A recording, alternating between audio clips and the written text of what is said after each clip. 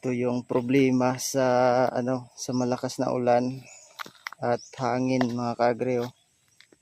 Yun, nag nabali.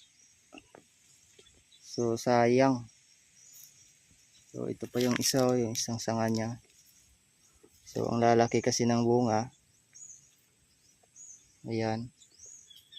At ang bigat siguro ng ng isang sanga na to. So ang dami kasi ng bunga, oh. So sayang.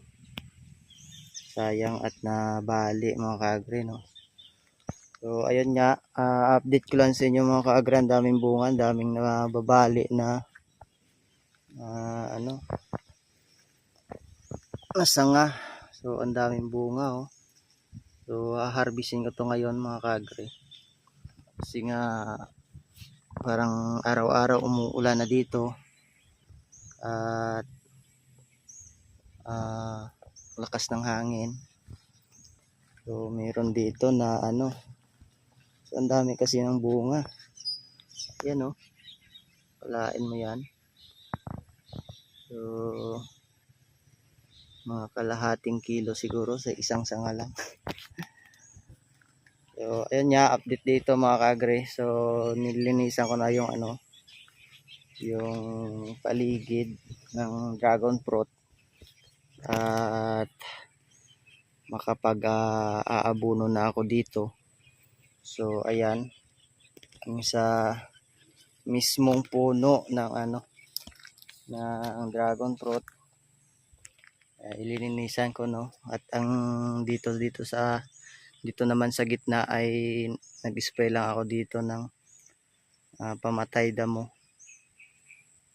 para luminis naman yung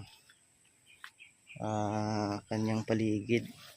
So ito halos lahat na sanga na bali talaga mga kaagre. Ito ang daming bunga, oh. Naku, damage. Ayan, oh. Isang sanga lang yung natira. Daming bunga, sayang, oh. Dapat pala may lahat, may tali. So ang lalaki kasi ng bunga. Isa natumba pa. Lakas ng hangin, ang lakas ng ulan. So ito yung resulta ng so may naman siya. Tinagyan ko naman ng stick para pang alalay, pero hindi talaga kinaya ng mga may sanga na madaming bunga. So ayan, ang daming ang daming na bali na sanga.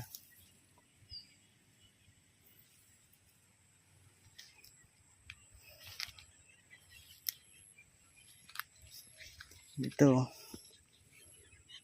yeah. So wala na to, kailangan tanggalin to.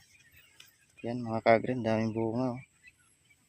Migat pala, migat ng sanga na to. So ito, tuloy-tuloy na yung pag-ulan dito mga kaagre. At yung plano ko dito nga sa gitna ay tataniman ko lahat ng ng sili na to, yung habang sili na to, siling pangsigang. So pero may inuuna kaming project doon sa taas na ginagawa. So hindi lang sili yung itatanim namin, pati may sitaw, ay tatanim din kami ng sitaw mga kaagre. So medyo yun, malapad-lapad na taniman ng sitaw. Siguro yung binhi na maitatanim ay mga higit 1 kilo siguro na sitaw. So malawak-lawak yun mga kaagre. At ditong area naman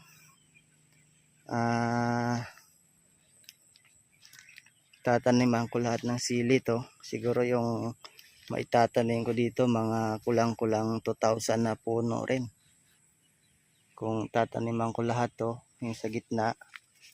So, maglalagay ako dito na tudling sa gitna, dalawa. Tapos dito sa gitna ng dragon fruit ay kagaya nito, tatanim din ako. Ayun, pero inuuna muna to, yung inuuna muna namin yung tataniman ng sitaw mga kagre.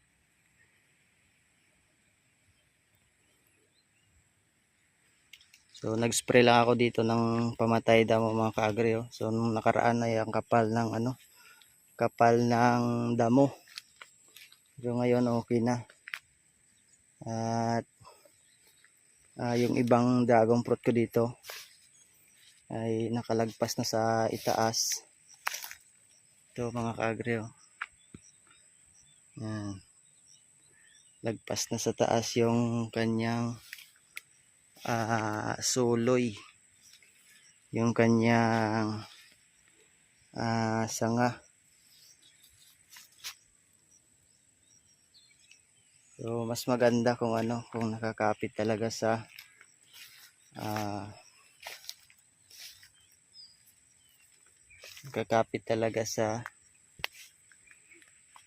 nakaugat talaga sa puno, kaso wala. So yung ginawa ko, linagay ko lang yung tinalian ko lang ng straw mga kaagre, no. So ito lagpas na dito, ang haba na. Yan.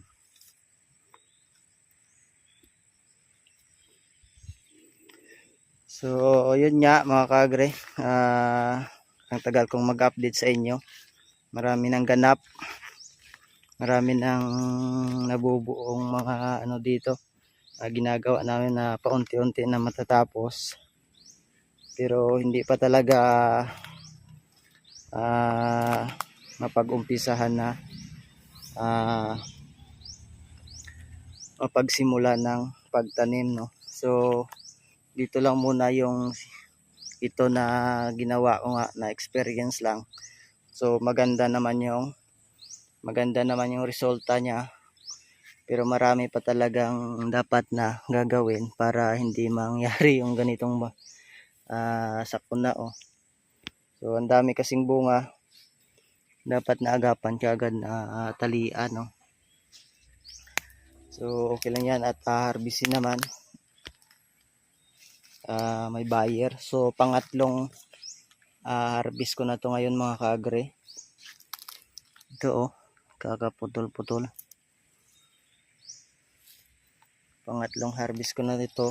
Yung nakaraan, yung unang harvest ko ay nakakuha ako ng 5 kilo.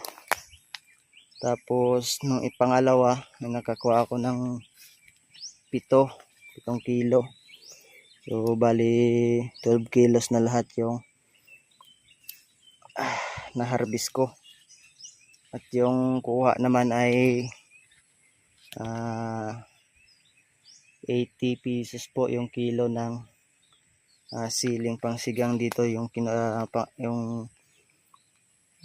presyo niya mga kaagre. So hindi naman masama, no, na sa 80 pesos.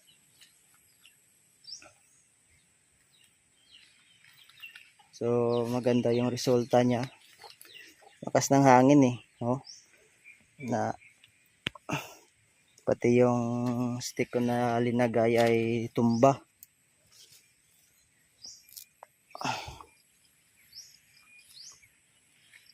So experience muna to mga kaagre, yung isang pack na to, kung ano ba yung resulta niya. Okay naman.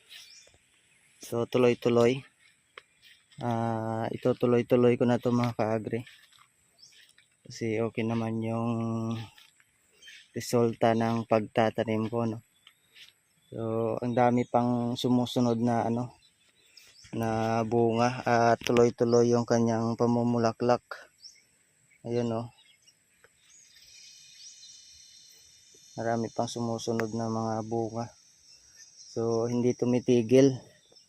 Hindi tumitigil sa pagbunga mga kaagre. Yung itong tanim ko na sili na to. Ang dami kasi oh. Lalaki pa. Ayun. So, umpisahan ko na mag-harvest mga ka-agri kasi tuyo na naman yung ano, yung bunga. Ang aga kasi kanina umulan na. So, inantay ko muna na matuyo konti yung bunga ng sili.